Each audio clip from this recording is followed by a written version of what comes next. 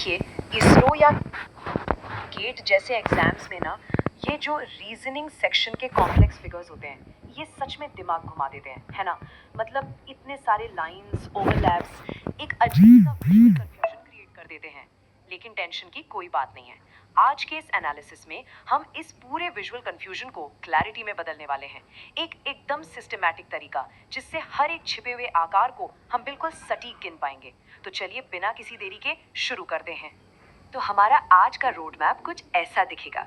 सबसे पहले हम बात करेंगे एक यूनिवर्सल स्ट्रैटेजी की, फिर स्क्वायर्स यानी वर्गों को गिनने की ट्रिक्स देखेंगे, उसके बाद रेक्टेंगल्स की कुछ जरूरी नियम, फिर ट्रायंगल्स की गुत्थी सुलझाएंगे और आखिर में सबसे कॉम्प्लेक्स क्वाड्रिलैटरल्स यानी चतुर्भुज पर फोकस करेंगे। ऑलराइट, तो सबसे पहले बात करते हैं हमारी पहली और सबसे जरूरी चीज की, द यूनिवर्सल काउंटिंग स्ट्रैटेजी। किसी भी फिगर को सॉल्व करने के 4 बेसिक स्टेप्स।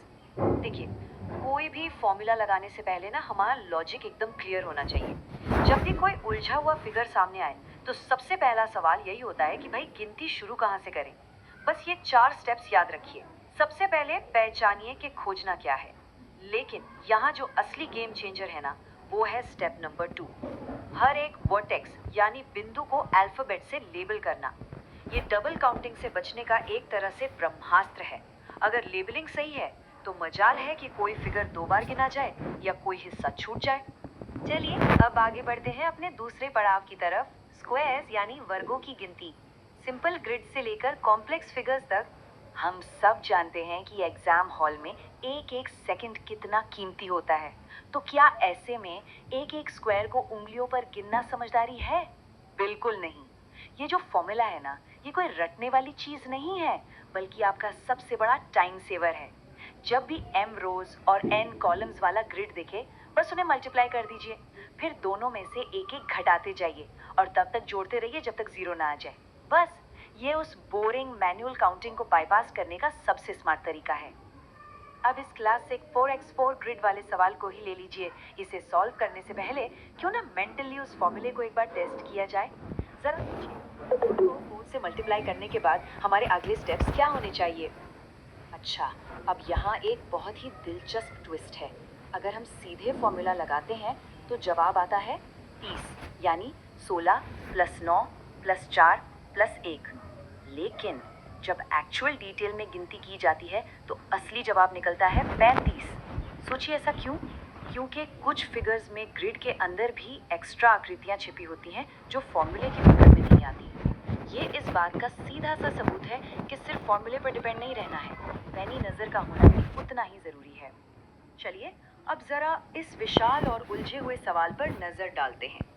सही मायनों में ये हमारी यूनिवर्सल ट्रैकिंग मेथड का अल्टीमेट टेस्ट है। पहली नजर में तो ये किसी भूल भुलैया से कम नहीं लग रहा। आखिर इसमें कितने स्क्वायर छिपे हो सकते हैं, जरा सोचिए। और यहीं पर हमारी वो लेबलिंग वाली मेहनत रंग लाती है। अगर हम सिस्टमैटिक तरीके से अल्फाबेटिकल लेबलिंग करते हैं ना, तो बिना किसी चूक के पूरे 28 छिपे हुए स्क्वायर्स कैप्चर हो जाते हैं। एक एक कॉर्नर, एक एक ओवरलैप इस मेथड से बिल्कुल शीशे की तरह साफ हो जाता है, कोई कंफ्यूजन नहीं। अब आते हैं अपने तीसरे टॉपिक पर, रेक्टेंगल्स के नियम और वो सबसे बड़ा जाल जिसे हम दी ओवरलैप ट्रैप कहते हैं। देखिए, रीजनिंग एग्जाम्स का सबसे क्लासिक ट्रैप यहीं पर होता है। सबसे क्रिटिकल पॉइंट जो याद रखना है वो ये कि हर एक स्क्वायर असल में एक रेक्टेंगल होता है, लेकिन हर रेक्टेंगल स्क्वायर नहीं होता। सुनने में बहुत बेसिक लग रहा है ना, लेकिन एग्जाम के उस इंटेंस प्रेशर में इसे भूलने का सीधा सा मतलब है अपने मार्क्स गंवाना। जब भी गिनती करें, इस लॉजिकल डिफरेंस को हमेशा अपने दिमाग में फिट रखें। अब रेक्टेंगल्स का ये ग्रिड फॉर्मूला देखिए, ये स्क्वायर्स वाले से बिल्कुल अलग है। इसमें क्या करना है, रो के नंबर्स को जोड़िए, कॉलम्स के नंबर्स को जोड़िए और फिर बस उन दोनों टोटल्स को आपस में मल्टीप्लाई कर दीजिए। है ना आसान? ये आपके लॉजिकल टूल किट का एक और बहुत ही पावरफुल टूल है। तो चलिए अब इस सभी स्क्वायर्स रेक्टेंगल्स होते हैं वाले नियम को एक एक्चुअल प्रैक्टिस क्वेश्चन पर टेस्ट करते हैं। इस फिगर को ध्यान से देखिए, इसमें आखिर कितने आयत यानी रेक्टेंगल्स मौजूद हैं? और इसका सही जवाब है 9 रेक्टेंगल्स। कैसे? एकदम छोटी छोटी आकृतियों से शुरुआत करते हैं, जैसे ए, ई, ओ, एच या ई, बी, एफ, ओ। फिर उन्हें मिलाकर थोड़े बड़े आयत बनाते हैं और आखिरकार पूरे के पूरे बड़े आयत ABCD तक पहुंचते हैं। ये बहुत अच्छे से दिखाता है कि कैसे छोटे ब्लॉक से शुरू करके हम फाइनल और करेक्ट आंसर तक अपना रास्ता बनाते हैं। आगे बढ़ते हैं सेक्शन 4 की तरफ। ट्रायंगल्स की समस्याओं को सुलझाना, खासकर बेस और डिवीजन वाले सवाल।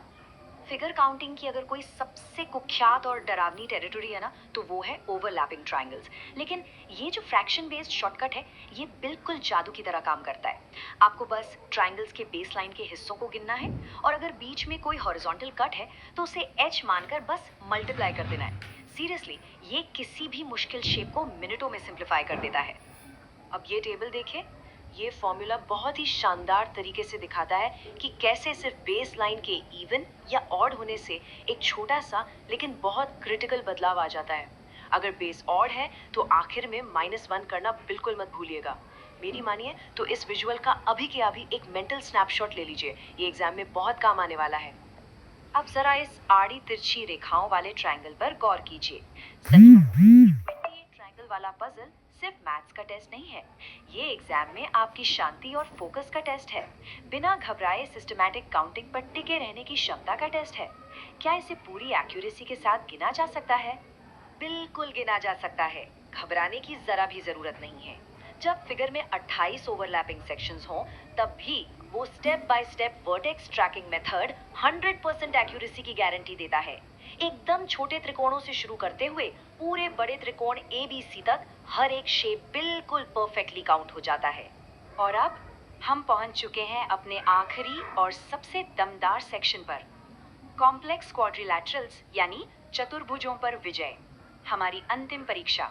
ये हमारे आज के इस एनालिसिस का आखिरी और सबसे बड़ा पड़ाव है। चतुर्भुज खोजना वो एरिया है जहां अभी तक सीखी गई हर एक ट्रिक टेस्ट होगी। इन ओवरलैपिंग लाइंस को देखिए, आकृतियों के अंदर आकृतियां हैं। स्ट्रक्चर्ड ब्रेकडाउन पर जाने से पहले एक सवाल खुद से पूछिए, इसकी शुरुआत आखिर कहां से और कैसे की जानी चाहिए। तो ये रहा हमारा फाइनल और पूरा समाधान। ये ब्रेकडाउन साफ दिखाता है कि कैसे बड़े और छोटे चतुर्भुजों को मिलाकर पूरी सिक्योरिटी के साथ हम 16 के नंबर तक पहुंच सकते हैं। और हाँ, यहाँ भी वो अल्फाबेटिकल लेबलिंग वाली तकनीक ही सबसे बड़ी गेम चेंजर साबित होती है। और इसी के साथ हमारा ये सेशन एक शानदार और कॉम्प्लेक्स चुनौती के साथ खत्म होता है। आज हमने जो 4 बेसिक स्टेप्स सीखे हैं, क्या उन्हें अप्लाई करके इन 17 छिपे हुए आकारों को बिना किसी चूक के ढूंढा जा सकता है? ये पजल अब आपके सामने है। थ्योरी अब प्रैक्टिस में बदल चुकी है, तो क्या इस अंतिम चुनौती को क्रैक किया जा सकेगा? सोचिए, प्रैक्टिस कीजिए और इस कॉन्सेप्ट को हमेशा के लिए अपना बना लीजिए।